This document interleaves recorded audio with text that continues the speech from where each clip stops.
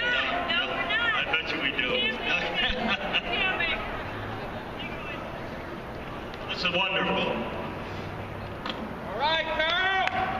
Parts of New York State Carl, governor. made that journey to do the right thing. To be seen by everybody. On the second floor of that old gray building over there is Cuomo, and he's looking at us right now. He's watching you. Come on, gotta go. Come on, gotta go. Come on, gotta go. He's a pretender. He's a man of illusion. He's not the man that he told us he was going to be in the last election.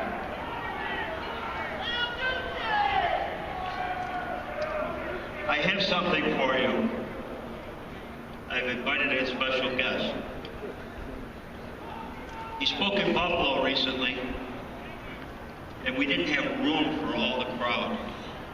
It was the largest political event we've had in our city in a long, long time, if ever. This man is smart. This man understands business. He's lived it his entire career. He's an international type guy who can do all kinds of wonderful things for New York State in a business development framework. He's America's #1 brand. Everybody knows his name. He believes in family. One of the first things he said to me when we met was how his kids are so important and his wife is so important in his life and the honor of his dad. He wants us to remember our families just as he remembers his. He's respected by everybody. He has deep Republican conservative values, but more so, he has a sensitivity to the pain that New Yorkers go through at the hands of this illicit government, this cesspool they call Albany. He believes in fracking. He believes fracking could answer all our budgetary problems and can lower our taxes. Now you have to understand, he's not intimidatable. You can't get at him, his skin is too thick. He's got a huge intestinal fortitude, and he has a killer instinct about him. He knows how to win, and he knows what it means to win. He believes that the SAFE Act is an intrusion on the constitutional rights of the people of the state of New York and of America.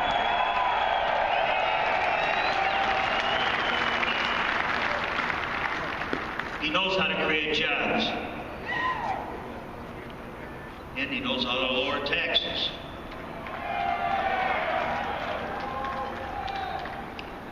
In other words, he knows and he understands the Albany cesspool, and he knows what we have to do to correct it.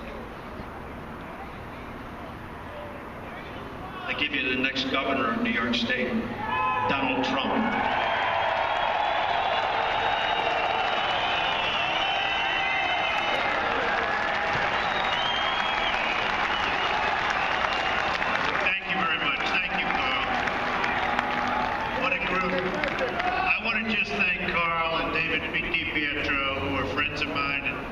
Great people. They love the state and they love the country. And obviously we know our country's not doing so well. Our country's in trouble, but our state likewise is doing very, very poorly. So I just wanted to be here to support you. You know, we're building jobs right now all over the world. And I'd like to be focused on New York. I'd like to be focused even in the United States. But so many things are happening outside of this country, outside of this state. And it's actually a shame. You know, New York State could be one of the energy capitals of the world. That your taxes would be going down to a point that you wouldn't even believe. And we're in a state that's in big trouble. If you just look, bloated government, corruption all over the place. And I mean happening all over the place. People are fleeing to other states. We've lost 1.6 million people, and most of them are taxpayers. But we're losing businesses, we're losing people all the time. Upstate New York has been virtually abandoned, except around election time, in which case they come and they talk. And it's just talk, believe me, because after the election you won't see anybody.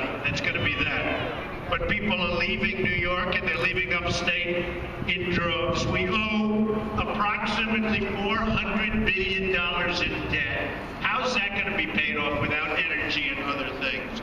The answer is it's not. You see what happened to Detroit. You see what happened to lots of other places. Get ready, because if a lot of people are very energetic and very smart, that's going to be happening to you. Some of our places, Buffalo has one of the highest poverty rates in the nation, which is incredible to think about. And you know, when you go all through the list, it's just negative after negative. On top of everything, they give you the SAFE Act, okay? Now, unbelievable. Now, I'm a big Second Amendment person. I'm a big, strong believer in that.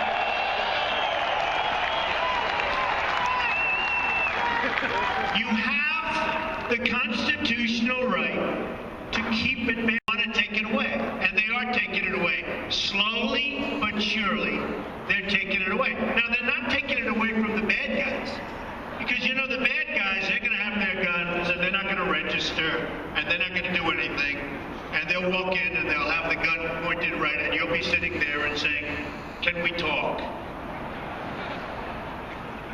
And it's hard to believe, actually, when you look at what they're doing. And is it a lack of common sense, or are these people, the politicians, the bad guys? In their own way, they probably are. You have so many violations. You have a violation of the New York civil rights law. You know that.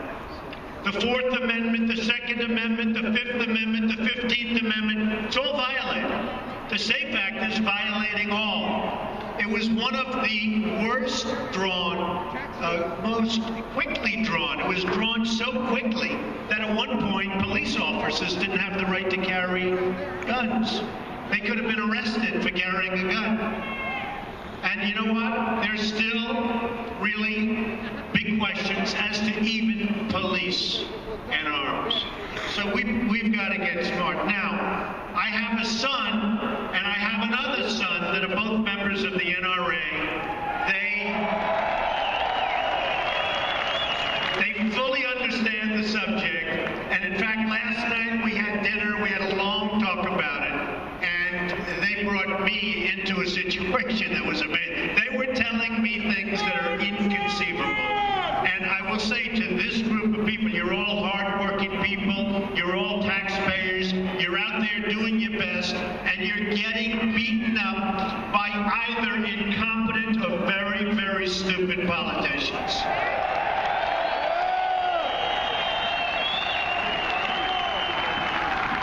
After many, many decades, Remington, as you know, they just announced they're leaving the state. They're taking jobs with them. Terrible.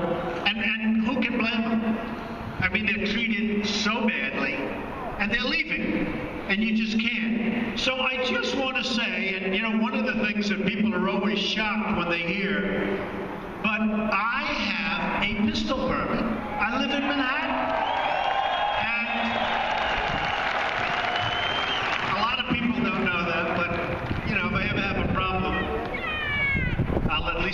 I'll at least have a good shot at it. So again, I wanted to be here to support you. I'll be with you no matter where you are. I truly, truly believe in what you're fighting for. You have to protect the Second Amendment. You have to protect yourselves.